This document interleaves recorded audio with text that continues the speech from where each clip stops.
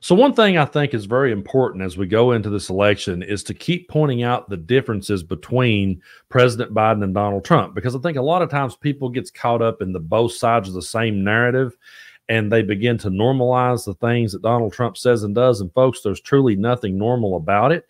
And we need to keep pointing out how unnormal that the whole Donald Trump thing is, and just how we have a president who's rolling up his sleeves, going to work for the country, and how he speaks and acts like a president while Donald Trump speaks and acts like an unhinged maniac.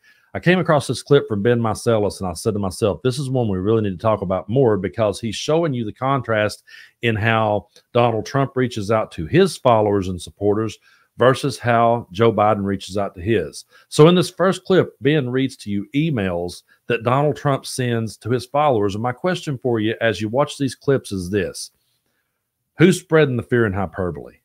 Who is the one pushing the propaganda? We get accused of it every day, but I always say they're just projecting onto us who that they really are. So before you watch this clip, I do want to remind you to be sure to hit the like button, hit subscribe, and hit the join button so you'll know when these videos are coming out. It just helps keep everything in the algorithm and help pushing the videos out there further. I appreciate your guys' support, and I appreciate you taking time to listen and watch these clips that I really feel are important. So take a look at this one, and then we're going to talk more about it. I just want to, again, put this all together. Then I want to compare it to what President Biden is saying and doing, because this is not normal politics. This is not the way campaigns are supposed to be run or normally run. This is how cults are run, right? So Trump goes all out political warfare. I can't prevail in this final battle without you. Another email. I'm on a war path. Biden's day of reckoning is coming.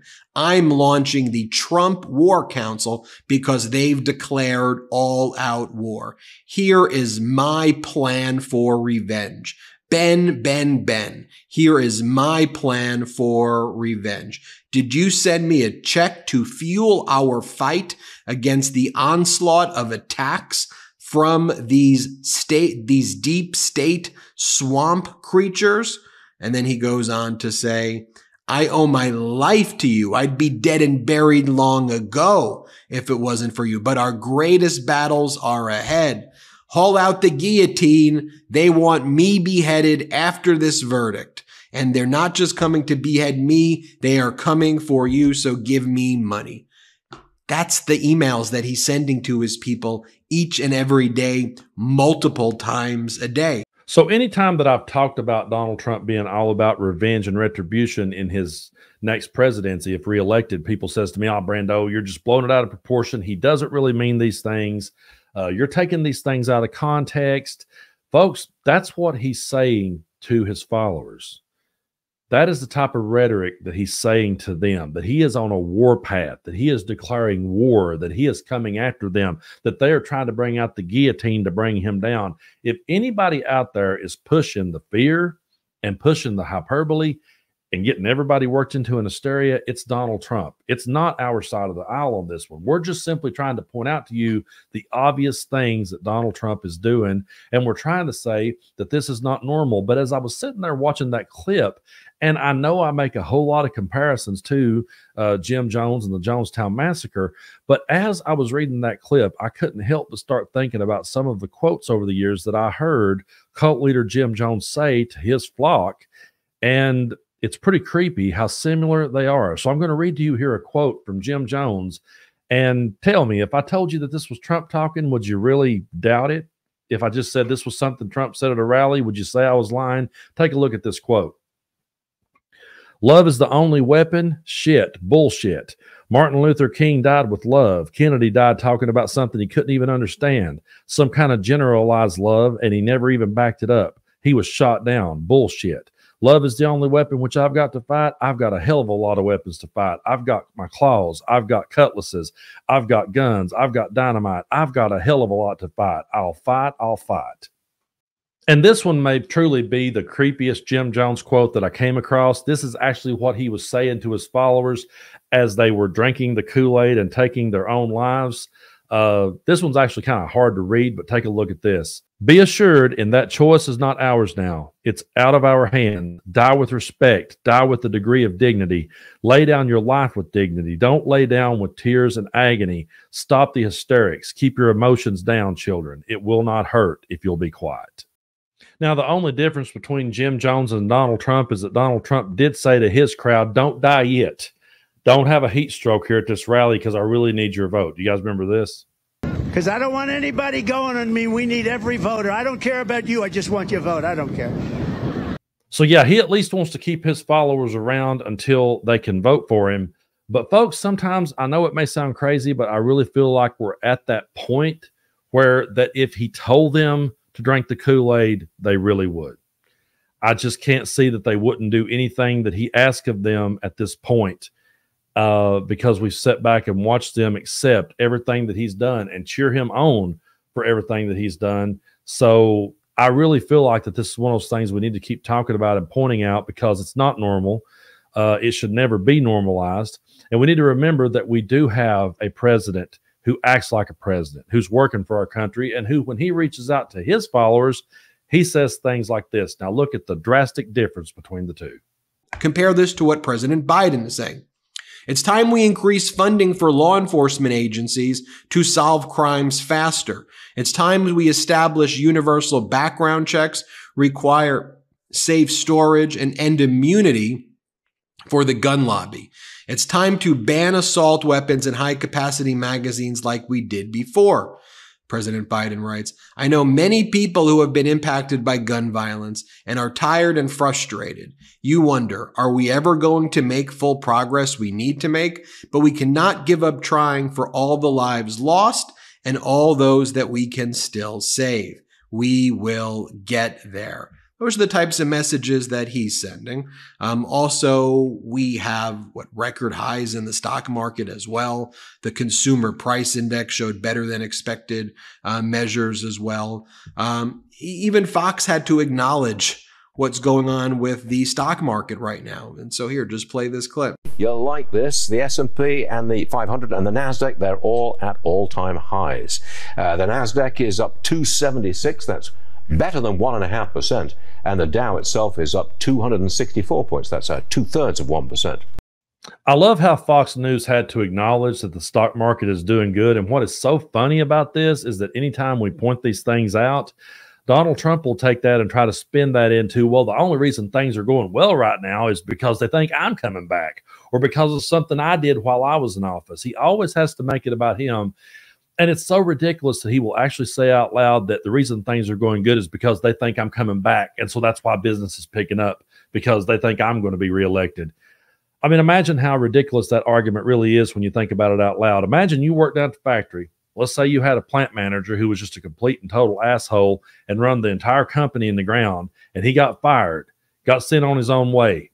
And you worked from the bottom and you struggled to get the company back up to where it was supposed to be. And everyone was working and everyone was getting some overtime and everyone was doing better. And then you had that guy out there saying, well, yeah, it's just because they're thinking about hiring me back.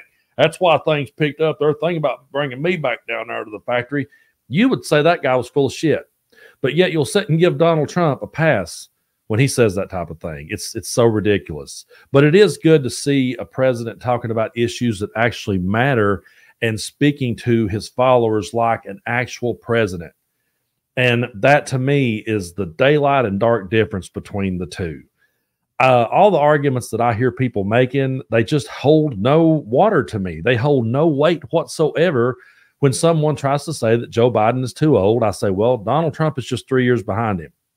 And yeah, Joe Biden is slowing down. He's 81 years old. You're going to slow down when you get to be 81 too. Sorry to tell you, but it's going to happen.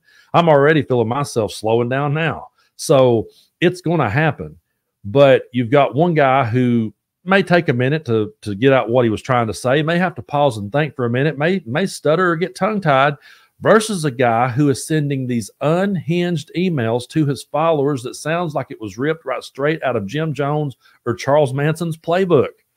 I mean, it is so blatantly obvious, the difference between these two men, that I don't understand how anyone set back on the fence. Again, to the people who are moderate, independent, still trying to decide, I mean, you got an unhinged maniac that's doing a really good Jim Jones impression versus a reasonable president who has at least rolled up his sleeves and went to work for the country. And what's so funny about this is that you see the people on the right trying to squirm and try to figure out how to spin this one. And when he was talking with Hannity, Hannity tried his damnedest to get him to say that he wouldn't go after his political opponents in the next administration. And he couldn't do it. He was like, I know you're wanting me to say that, but I'm not going to because I have every right to go after them. It's so funny watching the right wing try to figure out how to dial this one in because we're pointing it out and they see how obvious it is.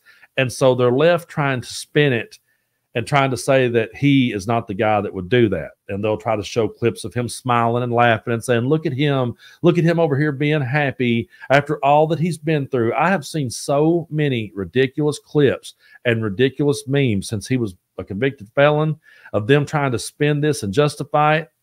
They've spent their entire time trying to find a way to compare this to Jesus Christ and everything else under the sun they could do to try to normalize this behavior. And we're over here pointing it out. And I think it truly makes them nervous when they hear us doing it because, you've got this maniac as your presumptive nominee.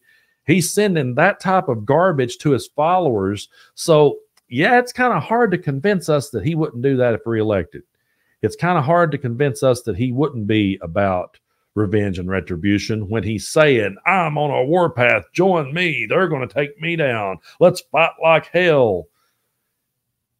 He intends to fight like hell, folks. That's what he's doing, because I really believe at the end of the day, and I know a lot of people may disagree with me on this one, I believe that Donald Trump and MAGA are a very loud minority. I don't think they're the majority of people. I think there are way more reasonable people out there who sees through all of this. But they're very loud and they're very obnoxious. And I feel like they're on their way out. And as someone's on their way out, they just continue to get louder. Back in my years of playing all these dives here in East Tennessee, man, I would see a drunk get thrown out of the bar, but I would see him get warned ahead of time. And I would see the bouncer walk up, kind of give him a pat on the shoulder. Hey, buddy, you need to tone it down. You need to, kind of rein it in a little bit. You're having too many. Come over again. Hey, man, you're getting out of line here. I'm going to have to. And then the third time, hey, you know what? I'm going to have to ask you to leave. And they were always their loudest on the way out the door. They were right when they got to the door. It's when they protested the hardest. I actually saw the door one time get ripped completely off the hinges by this guy who just could not rein it in, could not quit being an asshole, could not quit harassing people, couldn't quit groping the women. I mean, it sounds a whole lot like Donald Trump. But this guy just could not stop. And on his third strike, as he's going out the door, he began swinging and kicking, and the whole door got ripped off the hinges. And I really feel like, as I'm watching Donald Trump right now, I feel like he's that drunk, out of control maniac that on his way out the door is going to be as loud as he possibly can be. And we have to keep being the voice of reason, and we keep having to point these things out that, hey, this isn't normal. This is what a normal president does. This is how a normal president talks to his voters and supporters and to his country, not just his voters and supporters, but to the entire country. And this is how this maniac is pulling out of Jim Jones's playbook.